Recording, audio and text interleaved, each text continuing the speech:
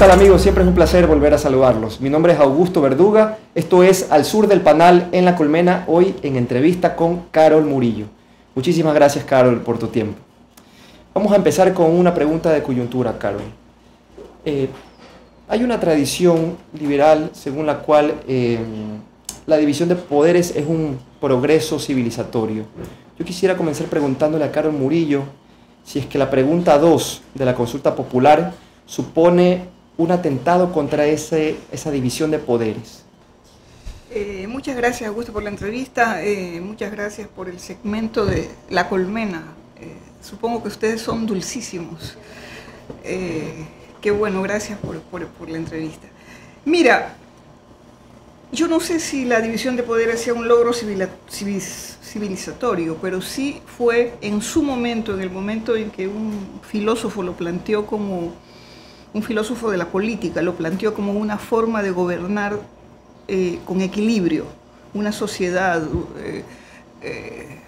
y darle contrapesos a los poderes político, jurídico, etc. Eso constituyó el primer paso para hacer más racional las relaciones entre los grupos de poder de una sociedad determinada, sobre todo la sociedad post-aristocrática, monárquica, porque de allí viene la idea de separar los poderes y que una sociedad sea democrática o incipientemente democrática.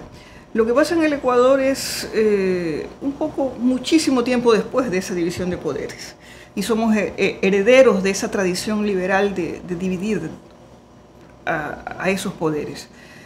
Pues sí, nosotros hemos estado viviendo durante mucho tiempo, yo diría cerca de 100 años, aunque tengamos 200 de vida republicana, pero la realidad es que tenemos 100 años viviendo el modelo de la democracia liberal. Y en esos 100 años, esta división de poderes supuestamente ha contrapesado al poder político del poder económico, en teoría. Pero nosotros sabemos que los intríngulis de esos poderes han tenido siempre una relación muy cercana. Tanto es así que nosotros decíamos, los teóricos de la sociología ecuatoriana decían que el Estado ecuatoriano durante todo el siglo XX era un Estado oligárquico. Ni siquiera decíamos un Estado burgués, un Estado oligárquico. Y esa teoría perduró, yo diría que hasta fines del siglo XX. Un Estado oligárquico en el cual grupos de poder se turnaban en la dirección del Estado, en la administración del Estado, y esos grupos oligárquicos pertenecían a ciertos poderes de la sierra o ciertos poderes de la costa, casi siempre de Guayaquil, de Quito y algunos de Cuenca. Entonces, esta es una nación pequeñita, nuestra historia es muy chiquita, como para enredarnos mucho y no saber realmente quién ha gobernado en el Ecuador, y cómo han gobernado, para qué han gobernado. Y siempre nuestro sueño ha sido tener un Estado nacional, no un Estado regional. Y lo que hemos tenido es un Estado oligárquico regional en el cual grupos de poder han administrado ese Estado. Y en esa administración han estado grupos de poder que cruzan sus intereses económicos, políticos, de clase, en una supuesta división de poderes. Entonces, está bien pensar que lo ideal es la división de poderes, pero cuando ellos han querido, han metido la mano en cualquiera de esos poderes para administrar ese Estado. No nos vayamos tan lejos. En la época de Febres Cordero o en la época de ciertos presidentes, tanto de la sierra o de la costa, de grupos de poder de la sierra o de la costa, cuando se trataba de manejar la justicia, se lo hacía. Se nombraban Cortes Supremas de Justicia a través de lo que se llamaba entonces el Congreso Nacional, con intereses determinados. Esa independencia judicial era más una ficción que una realidad.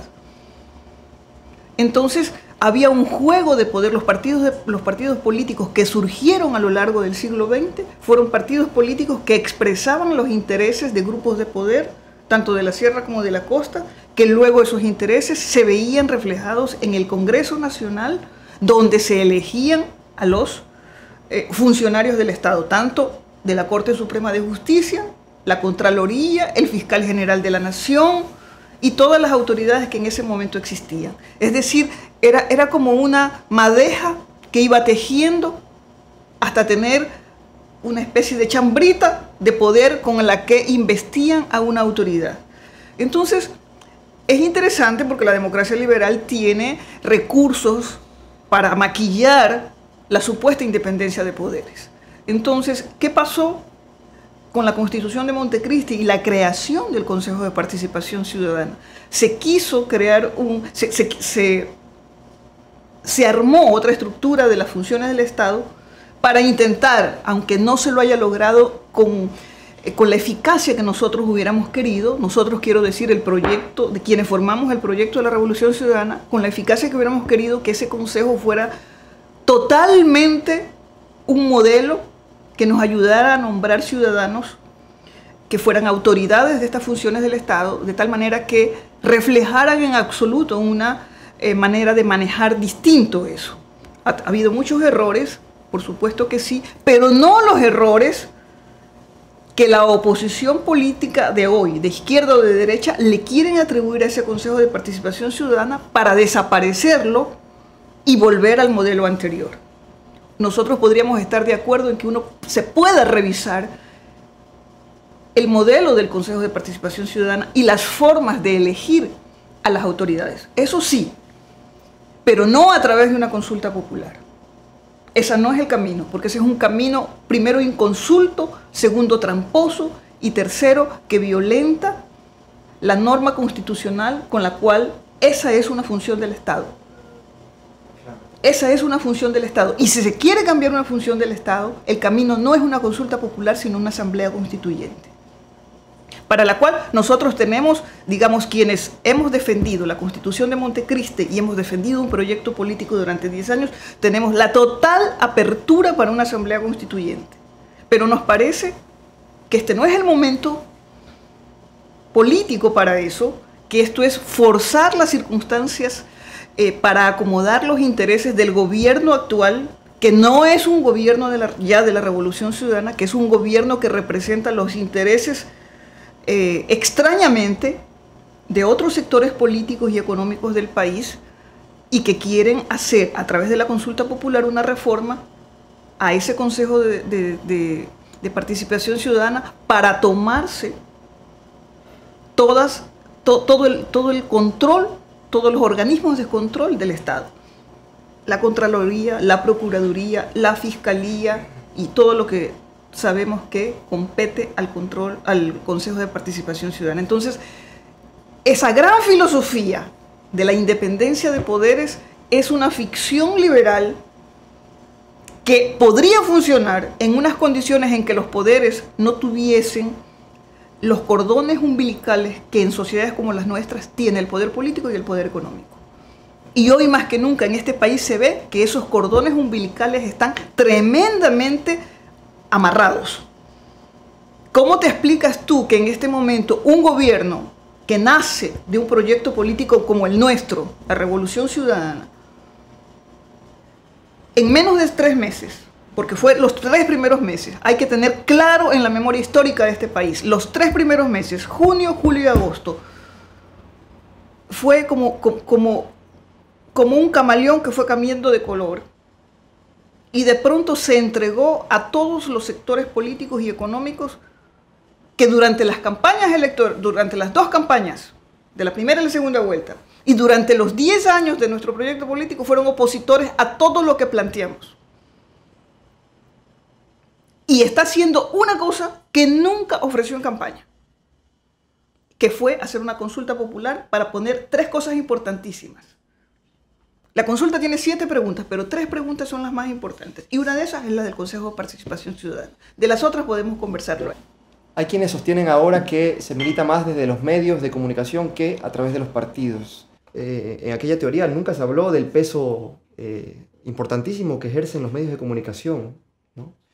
En la disputa de la realidad, de los conceptos, de la interpretación de la realidad.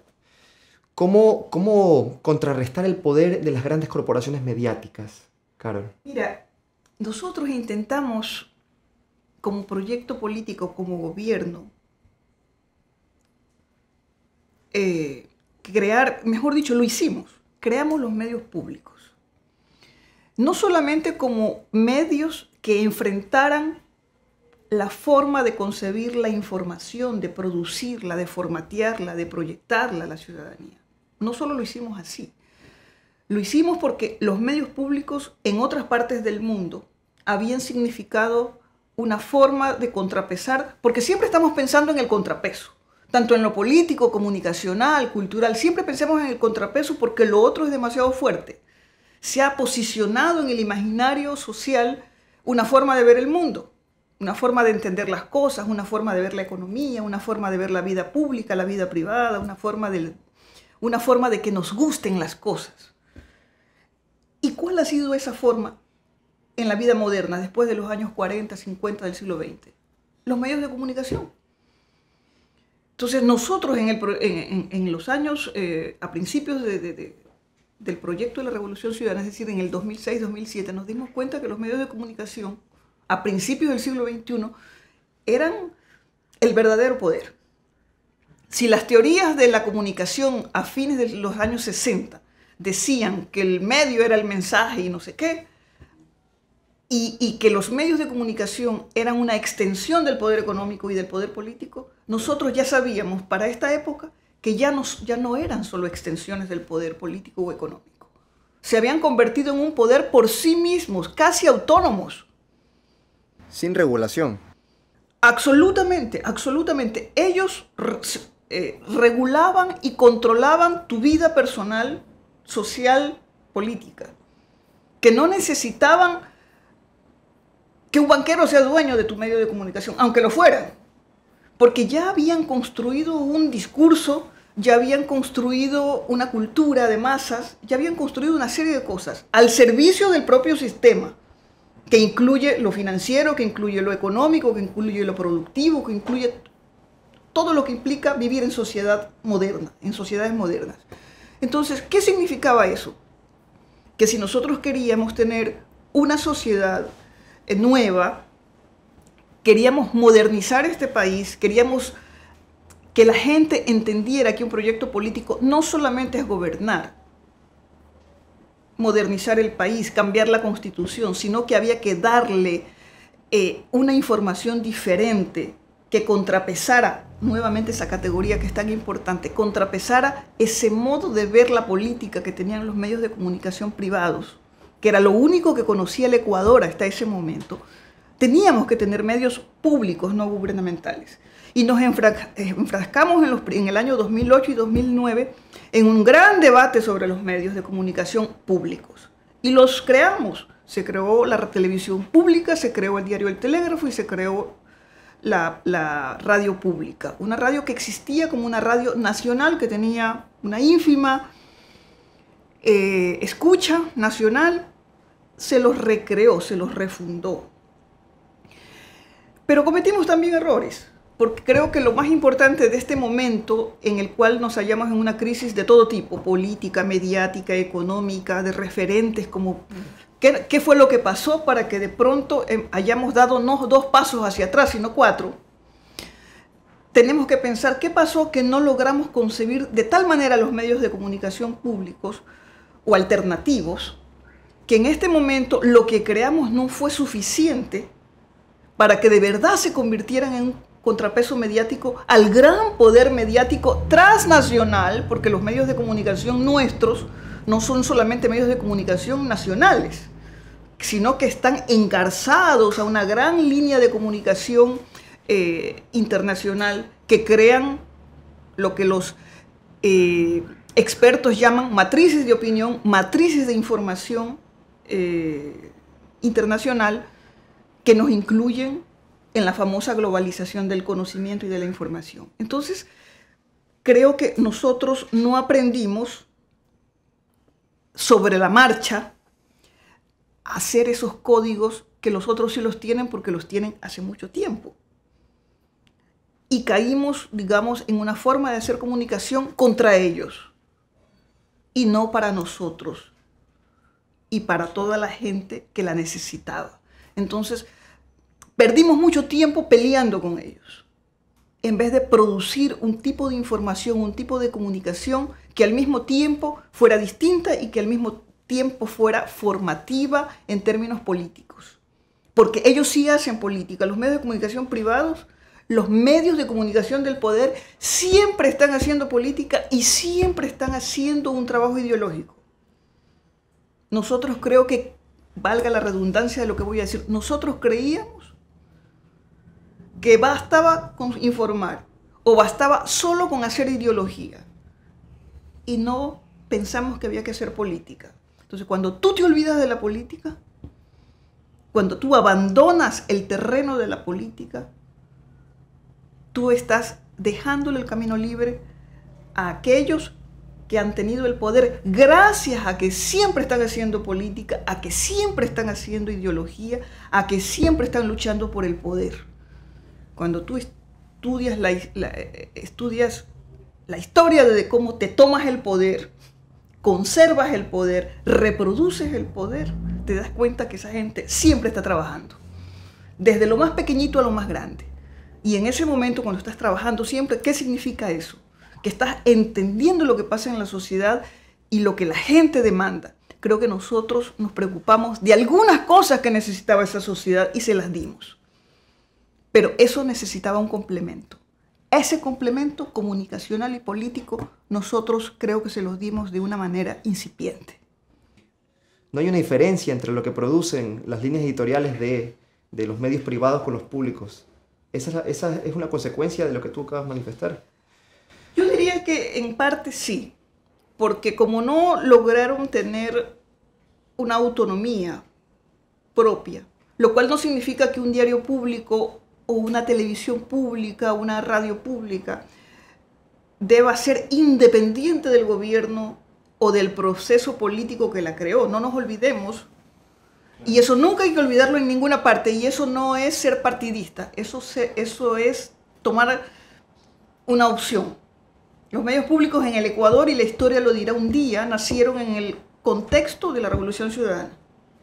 Fue el pecado original de los medios públicos. Sí, fue el pecado original, pero siempre hay pecados originales. Y es lindo que haya pecados originales. O sea, no nos asustemos con los pecados originales.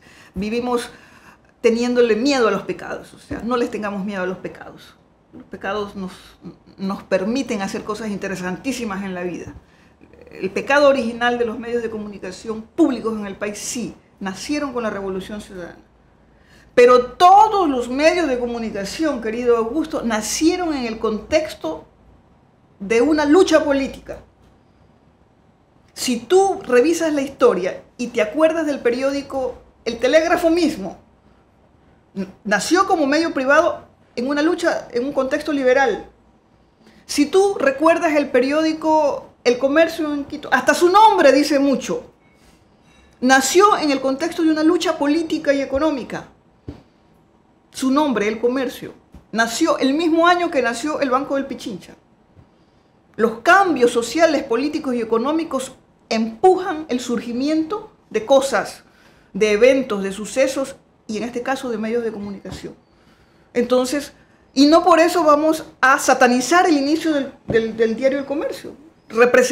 Surgió para representar ciertos intereses.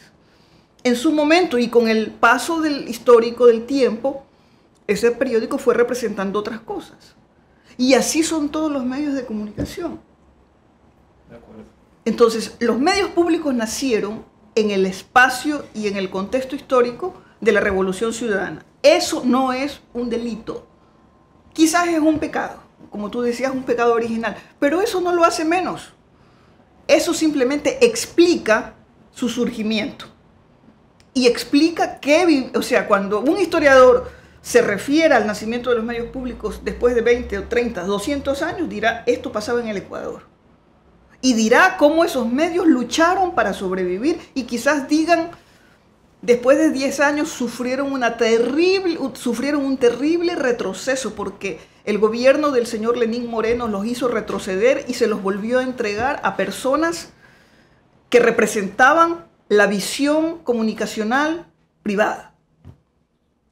Y quizás los quieran desaparecer o quizás los quieran privatizar de nuevo. No sabemos todavía qué pase con ellos. Pero lo que sí es evidente es que hoy son parte de una especie de plataforma mediática unilateral, por no decir una dictadura mediática muy bien organizada, que solo te da una visión de lo que está pasando hoy, 2017 en el Ecuador, los últimos 6, 7 meses en el Ecuador, lo cual en mi caso personal me parece pernicioso, porque hace 7 meses los medios de comunicación, los políticos de oposición decían que vivíamos una dictadura comunicacional con el expresidente Rafael Correa.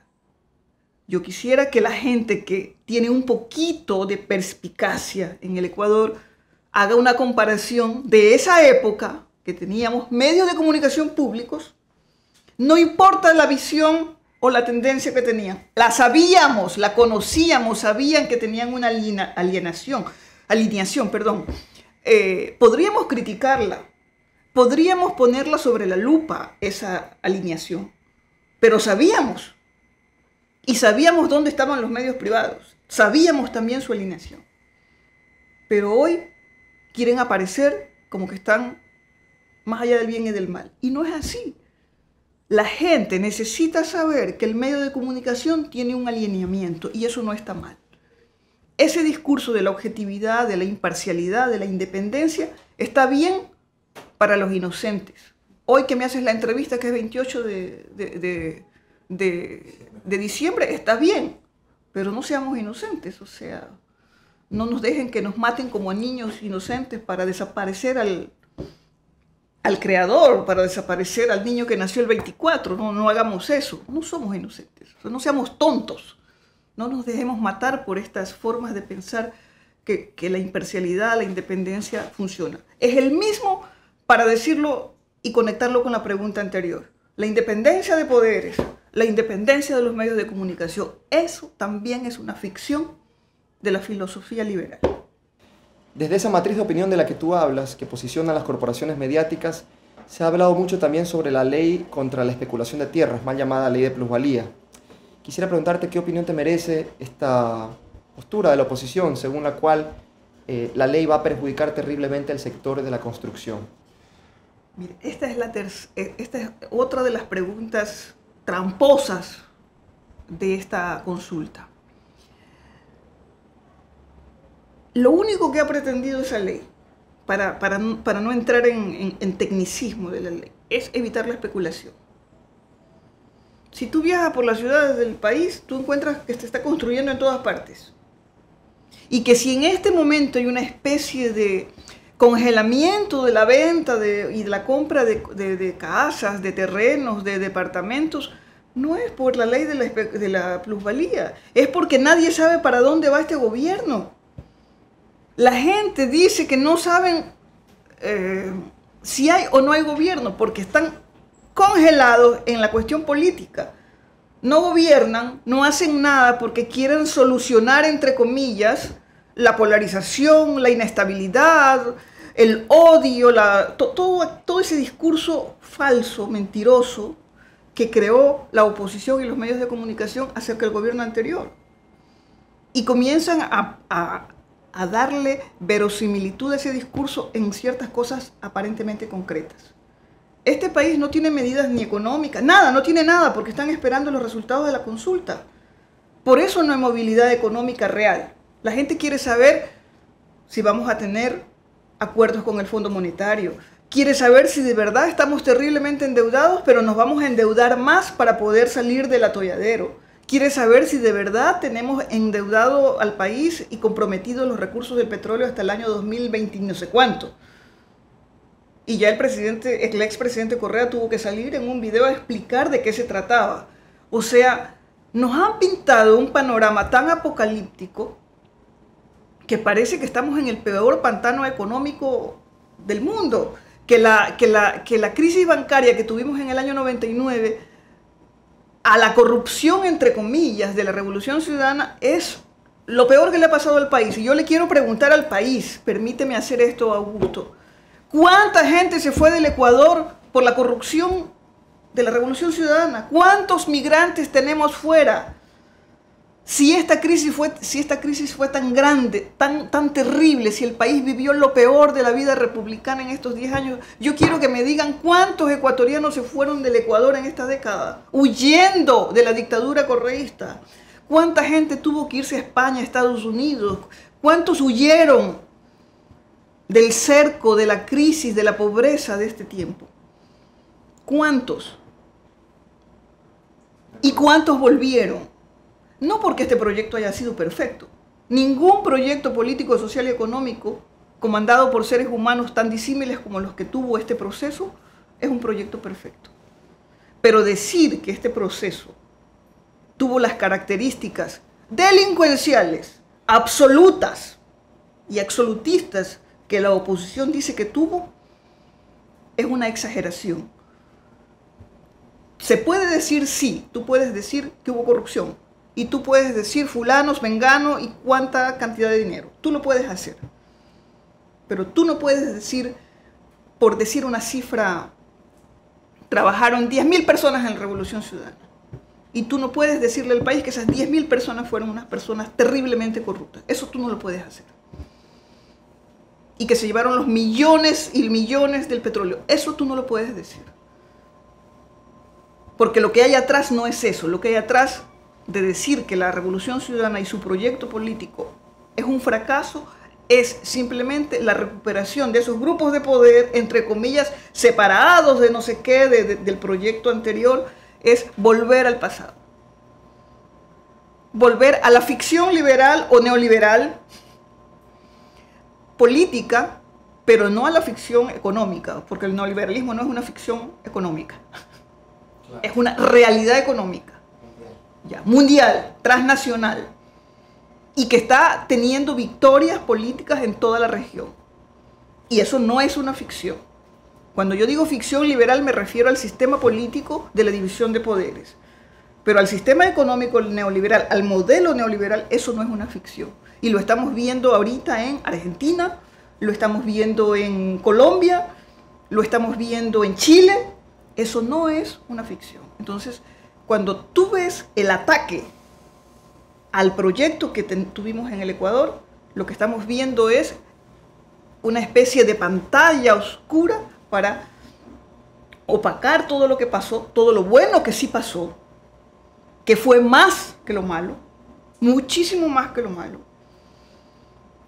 y hacer pensar que todo gobierno progresista es más corrupto que un gobierno de derecha. Por tanto, no merecen volver a ganar unas elecciones. Y además, hacer creer a la gente que tiene a veces la memoria frágil y débil de que la derecha en el pasado nunca cometió actos de corrupción, que la derecha nunca negoció, por ejemplo, con Odebrecht, que nunca hizo negocios con estas empresas transnacionales que vienen al país a ganar contratos y a construir lo que sea, hidroeléctricas, puentes, qué sé yo. Nunca. Odebrecht, pobrecita, esa empresa recién surgió hace 10 años.